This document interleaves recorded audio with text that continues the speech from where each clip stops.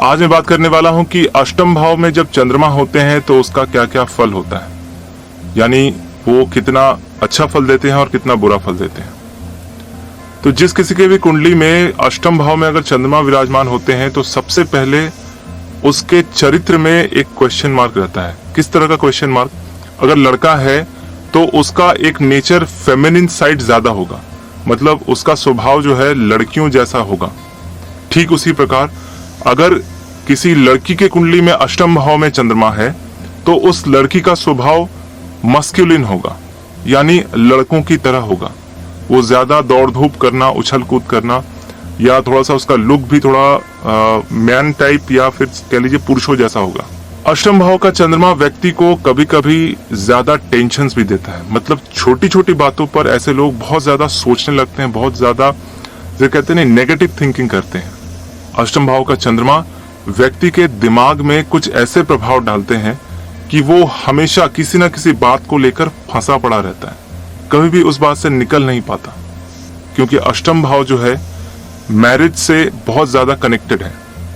किसी की भी शादी या विवाह के बारे में अगर देखना होता है कुंडली में तो अष्टम भाव का बहुत इंपॉर्टेंट रोल है।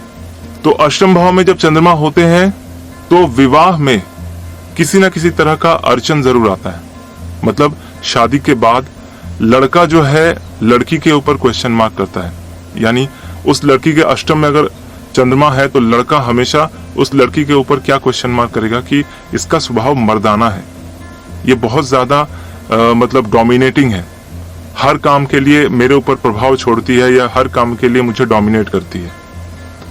अगर ठीक उसी प्रकार लड़के के अष्टम भाव में अगर चंद्रमा है तो उसकी वाइफ ये कंप्लेन करेगी कि इनका स्वभाव थोड़ा सा लड़कियों जैसा है, बहुत सॉफ्ट नेचर के हैं, इनके अंदर मर्दाने वाले कोई गुण ही नहीं है। तो अक्सर क्या होता है कि इन दोनों के बीच में मेंटेलिटी बहुत ज्यादा मैच नहीं होती और क्लैश होता रहता है। तो अष्टम भाव का चंद्रमा वैवाहिक जीवन के लिए बहुत अच्छा नहीं माना जाता।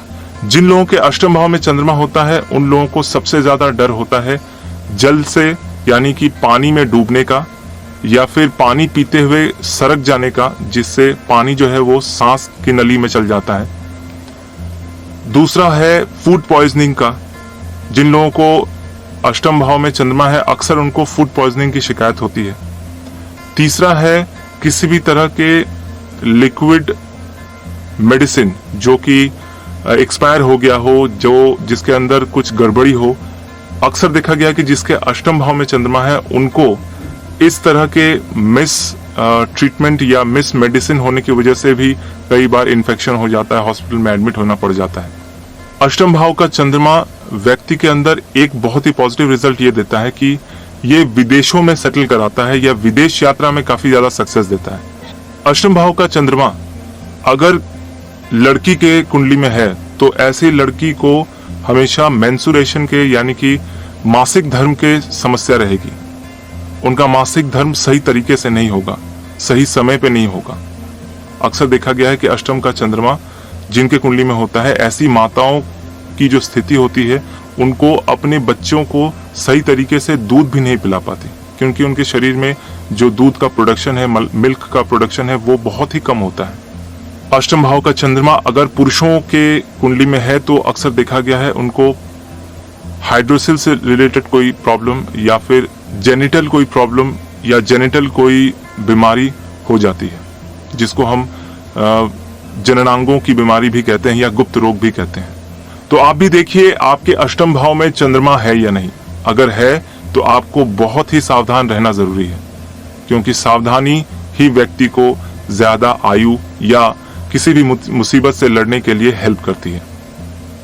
आपको मेरा ये वीडियो कैसा लगा कमेंट कीजिए, शेयर कीजिए, लाइक कीजिए, सब्सक्राइब करना बिल्कुल ना भूलें और मेरा ये वीडियो देखने के लिए आपका बहुत बहुत धन्यवाद।